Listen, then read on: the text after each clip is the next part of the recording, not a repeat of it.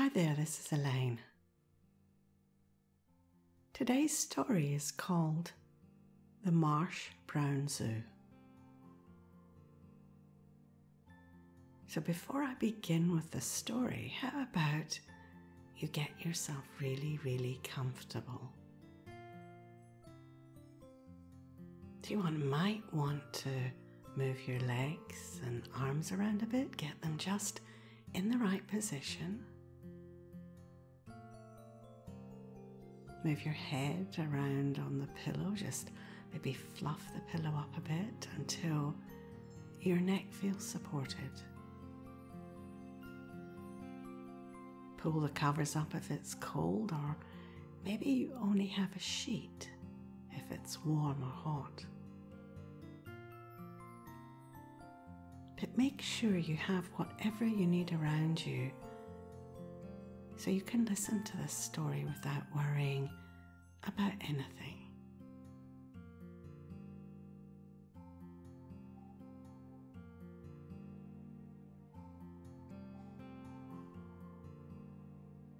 So to start, I always help you to breathe a little deeper and a little longer than normal.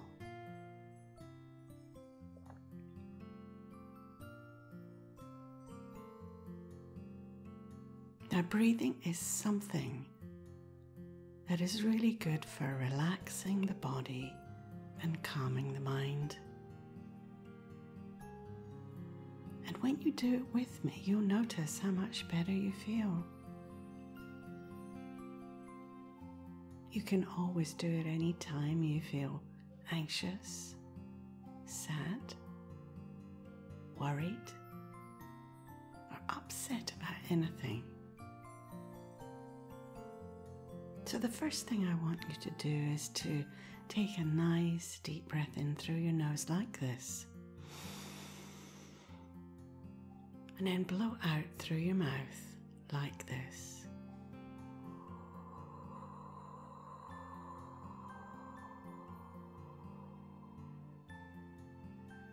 Now you could probably see that my breathing in was shorter and my breathing out was longer. So I want you to do it again with me. Breathe in through your nose, out through your mouth.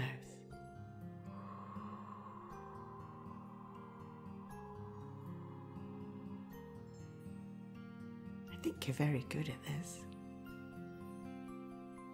Okay, one last time then. Breathe in through your nose, out through your mouth.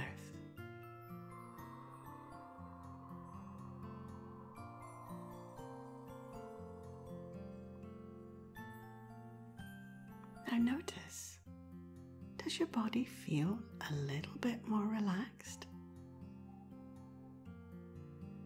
Are you feeling a little bit calmer?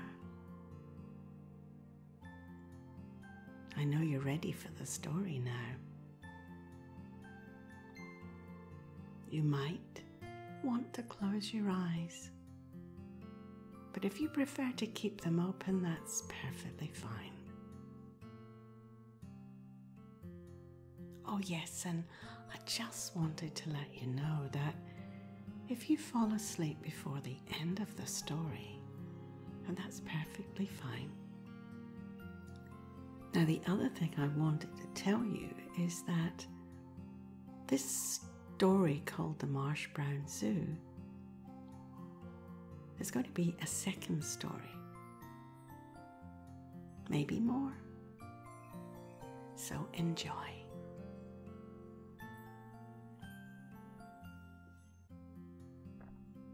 The Marsh Brown Zoo is located in the kingdom of Brown Marsh, but this is a rather unusual and different zoo.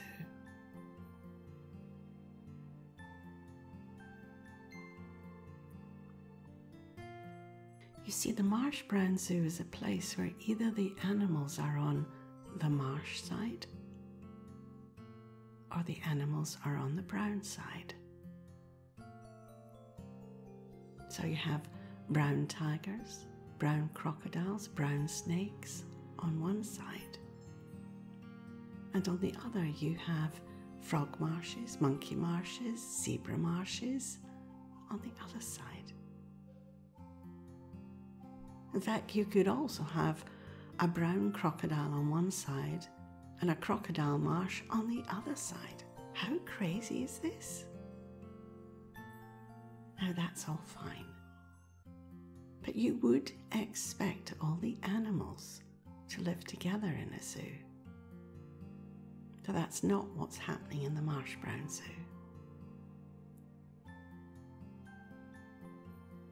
You see, the Marshes and the Browns don't get on. In fact, they don't even like each other.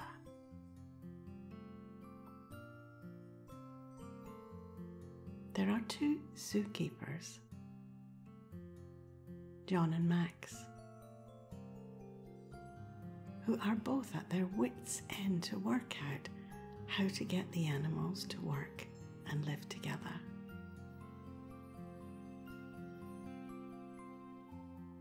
In fact, they had to build a wall between the two sides to keep them separate and to stop the squabbling and the noise.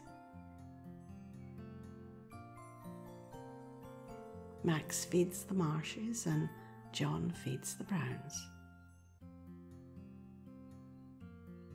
It's all so inconvenient and not fun, but it becomes an even bigger problem when any new animal comes to the zoo.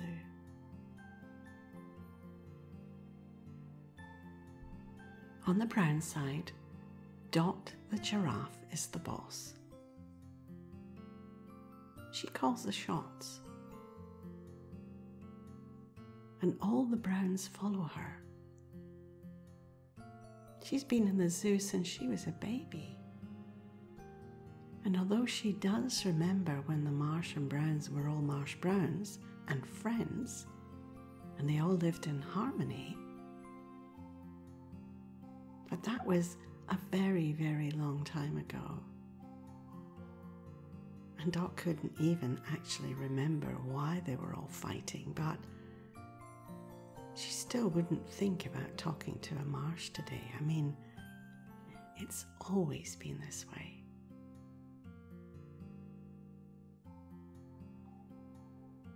On the Marsh side, you have Matthew the orangutan. Matthew is the boss of the Marshes and has also been in the zoo for many years. And he is not interested in having anything to do with a brown, any brown. When you ask him why, he says, because it's always been this way.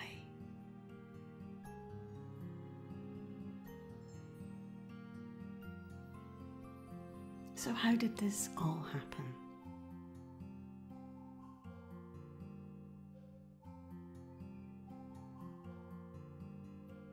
Well, many years ago when Dot was first born, two large, majestic lions arrived at the zoo. But they had been injured in the wild.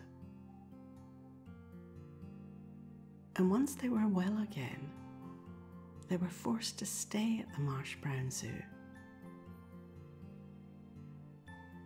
You see, their injuries meant that they could not be released out into the wild again, as trying to find food would have been too difficult.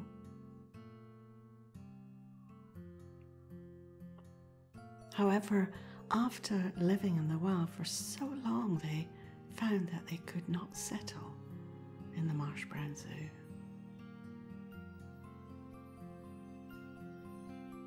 They shared an enclosure and it was small and difficult. They would growl and get angry because they both wanted to live outside the zoo. They both wanted to live back in the wild. The two lions were called Ethan and Sanjay. And soon they started to really annoy each other.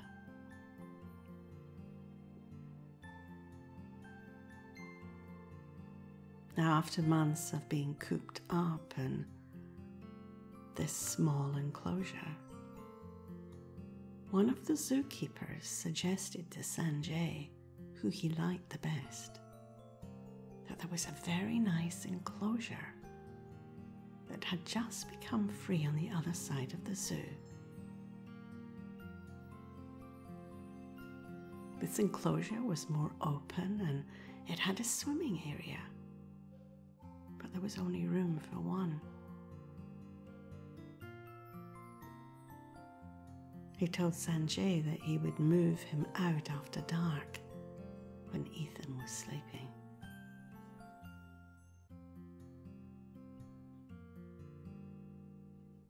Sanjay jumped at the chance to get out of the small enclosure he had shared with Ethan. That night, without telling Ethan, he left Ethan on his own.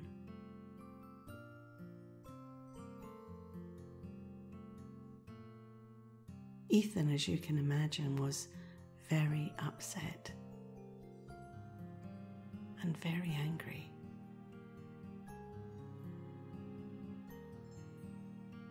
And the two lions stopped talking.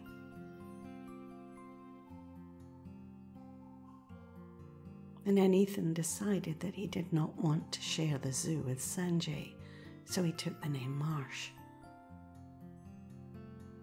and gave Sanjay the name Brown, which Sanjay was very happy to have. From that day, some of the animals supported Sanjay and some supported Ethan.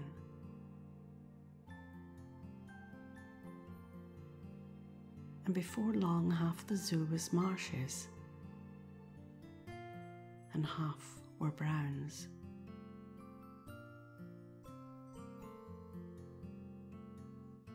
And from that day, they didn't talk again.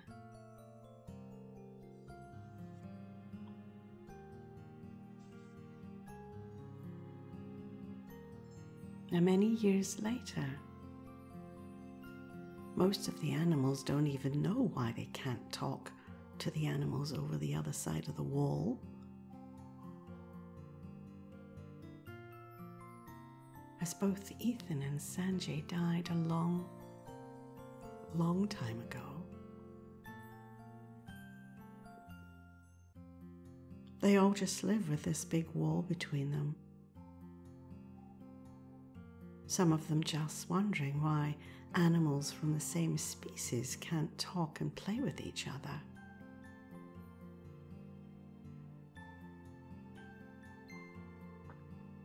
I mean, the monkey marshes really would love to play with the brown monkeys. But all they can do is watch each other. This wasn't good for any of the animals.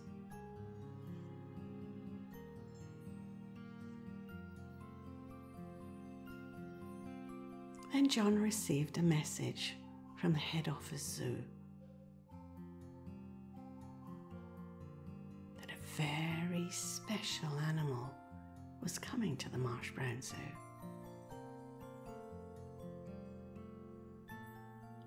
A special tiger. A white tiger. Very rare. The message said that the zoo had to take special care of this tiger. Max and John were both worried about how they were going to do this with the fighting going on in the Marsh Brown Zoo. And they started to talk about which side of the zoo they would put the white tiger.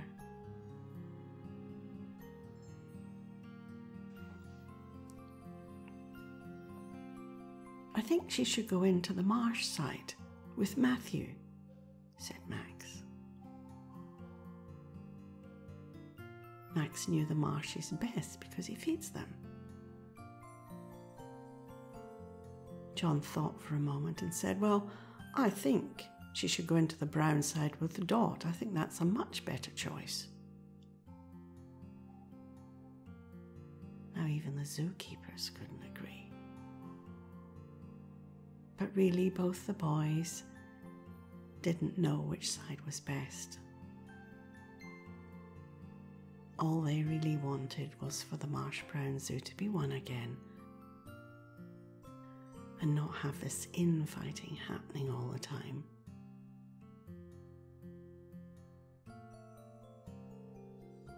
It was very stressful.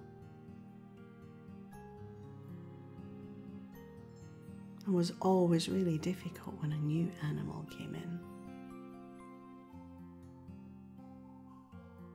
That day, both John and Max worked really hard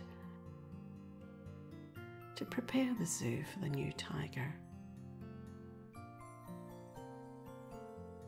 They prepared a place in the Marsh's side and a place in the brown side. And that night, as they climbed into bed, both hoping that tomorrow would be a good day.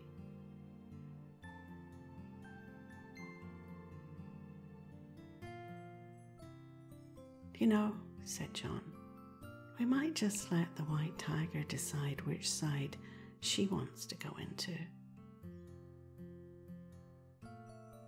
Yes, I think that might be the best way," said Max. Max was really excited as he'd never seen a white tiger before. But by then, John was already fast asleep.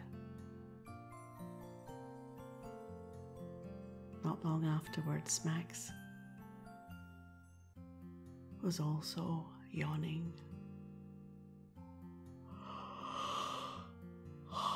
It's been a long day.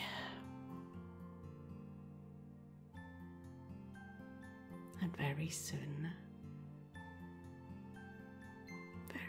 he was also